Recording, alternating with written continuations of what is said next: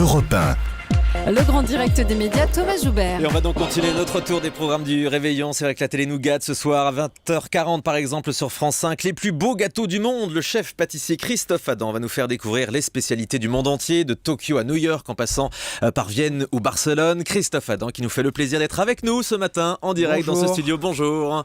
Et vous êtes même Noël. Joyeux Noël à vous évidemment et à tous vos proches. Et en plus on va le préciser à nos auditeurs, vous êtes ce matin en tenue de pâtissier. Tout à fait.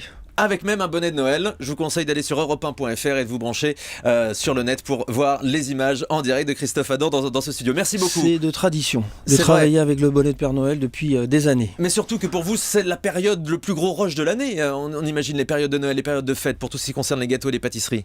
Ah oui, c'est bien sûr le mois où on travaille le plus.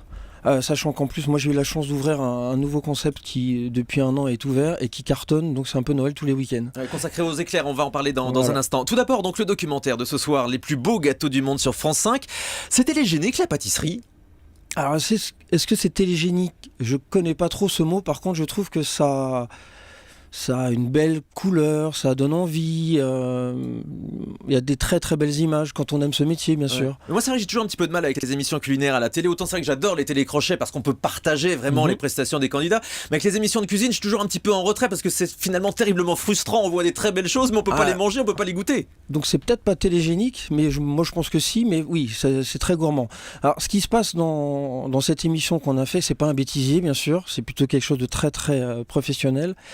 J'ai eu la chance de voyager beaucoup pendant 20 ans de ma vie où j'étais chez un grand traiteur avant parisien et je voulais absolument montrer ce qu'un pâtissier fait quand il voyage et c'était vraiment montrer toutes ces belles pâtisseries dans le monde entier. Donc ça c'est aller à la rencontre des spécialités locales. On a par exemple un détour par le Japon avec une chose étonnante, on fait là-bas des pâtisseries à base de haricots rouges.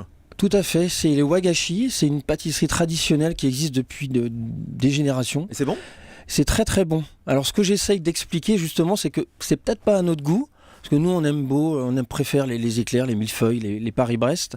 Sauf que là-bas au Japon, eux les wagashi, c'est quelque chose de... Ils font la queue et c'est vraiment une pâtisserie qu'ils adorent. Et ce que je voulais démontrer, c'était, on est français, mais il faut aller voir un peu ce qui se passe ailleurs. Oui, il faut surtout goûter les spécialités locales quand on se déplace à l'étranger. Par exemple, aux États-Unis, c'est quoi les spécialités pâtissières les plus connues ? Alors bien sûr, il y a un chef à moi qui travaillait pendant plus de 10 ans, qui a créé une pâtisserie qui s'appelle les Cronuts. Ça cartonne à New York. Qui fait un carton dans le monde entier. Et donc, pour ceux qui ne connaissent pas, ça a la forme d'un donut, mais ça a le goût d'un croissant. Et c'est cuit comme un donut. Donc, on va le voir. C'est vraiment un mélange entre la pâtisserie française et la pâtisserie américaine avec cette spécialité de donut. Voilà. C'est le rond avec un trou au milieu. Donc, il s'appelle Dominique Ancel. Et c'est un peu comme lui, quoi. Il a réussi à nous faire une vraie création. En mélangeant la France et les États-Unis, c'est vraiment top.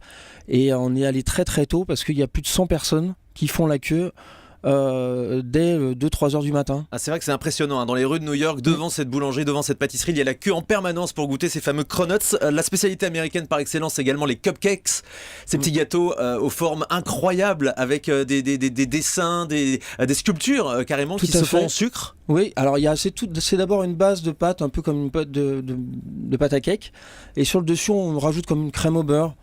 Une crème au beurre, il n'y a pas beaucoup de beurre dedans, mais c'est à l'américaine. Mais il y a beaucoup de sucre. Et il y a beaucoup de sucre, et il y a aussi Ron Ben d'Israël, où je suis allé faire un gâteau de mariage avec des fleurs en sucre, où j'apprends à faire des fleurs en sucre, et c'était un très très beau moment à passer avec lui. Et c'était un ancien danseur.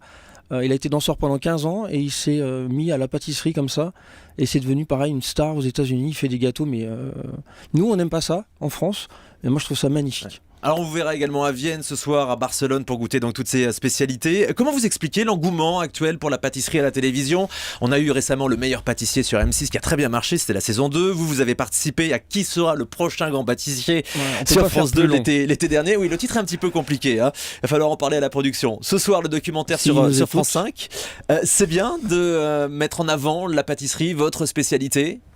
Alors, j'ai la chance de faire partie de ces programmes Et je trouve que la façon dont on l'a fait pour qui sera le prochain grand pâtissier, de mettre notre métier en avant, de mettre notre métier de pâtissier de professionnel, et c'était la première fois, je pense que c'est la première fois que les téléspectateurs voient notre métier qui C'est la différence. C'est légèrement sur compliqué. M6, c'était des Amateurs, amateurs, voilà. et sur France 2, c'était donc des C'est des professionnels. pros. Voilà. Même différence entre Masterchef et Top Chef, pour qu'on comprenne bien. Voilà, c'est un peu ça. Et donc on tourne la saison 2 Alors c'est ça, à saison 2, partir vous en êtes du 8 février. Et je fais partie de la bande. avec une J'ai émission adoré. un petit peu plus longue cette année, puisque je crois qu'il y aura 6 épisodes. Tout à fait. Et vous avez des contacts avec la gagnante de l'année dernière, vous prenez des nouvelles régulièrement? Alors j'ai des contacts, et j'ai des contacts purement professionnels, bien sûr. Et le contact qu'on a, c'est qu'au mois de mars, elle fait un éclair chez moi. Elle l'a créé le samedi dernier, et donc il sera en vente tout le mois de mars. Voilà, donc les gagnants ne sont pas forcément abandonnés, hein. On voit souvent les gens qui remportent les émissions, on se demande ce qu'ils deviennent par la suite, mais vous continuez donc d'avoir des contacts voilà. avec elle. Justement, vous arrivez vous à faire les deux à la fois, les émissions de télévision, ce soir sur France 5, Le Pâtissier sur France 2, il y a également votre émission sur Teva, et en continuant en même temps beaucoup de télé. Mais c'est vrai qu'Yves Candebord de Masterchef a dit récemment qu'il ne ferait pas la prochaine saison parce qu'il voulait se consacrer aussi à ses activités de restaurateur. On peut faire les deux quand on est à la télévision et à la fois un grand chef. Alors moi je suis un jeune entrepreneur, c'est clair que je connaissais pas du tout la télé il y a encore un an, parce que j'ai commencé qu'au mois de février. Là je me retrouve sur trois chaînes, trois programmes, et je trouve ça juste top. J'adore faire de la télé. Ouais. C'est mon moment de plaisir. Là je sais qu'à partir du 8 février on a 25 jours de tournage sur 2 mois. Qui sont déjà, tout est planifié, il y a juste qu'à arriver, de faire le jury, quand même beaucoup plus dur dans la vie, et dire que j'ai commencé avec un CAP à 18 ans, je suis plutôt super à l'aise. Et vous seriez prêt à faire n'importe quoi comme Norbert Tarrer qu'on voit un petit peu à toutes les sauces sur M6, Pékin Express, Ice Show, est-ce que vous c'est votre univers? Alors pas trop, moi ce que je veux vraiment faire c'est mon métier, et mon métier c'est faire de la pâtisserie et essayer de faire de la pâtisserie. Ouais. Alors un petit conseil, tiens, justement ce jour de réveillon pour tous nos auditeurs qui préparent peut-être en ce moment leur repas de Noël, on peut faire sa bûche de Noël soi-même, c'est facile, c'est simple, c'est accessible à tout le monde? Alors oui, si, un biscuit roulé avec une ganache ou une mousse, ça peut être assez rapide. Sinon, si c'est pour ce soir, il fallait se réveiller quand même avant-hier. Et ce que je conseille, c'est d'aller dans la bonne pâtisserie du quartier, et ça sera beaucoup plus sympa, ou rue Pavée, métro Saint-Paul. Et puis il y a donc vos magasins, hein, les éclairs, puisque c'est devenu votre spécialité aujourd'hui. Adams, qu'il faut pas oublier, qui est un snacking rue Daniel Casanova. Et vous nous avez d'ailleurs amené quelques petits éclairs qu'on va se faire un plaisir de goûter juste pendant la pub. Vous restez avec nous, Christophe Adam. Le programme, c'est ce soir les plus beaux gâteaux du monde. C'est sur France 5 à 20h40.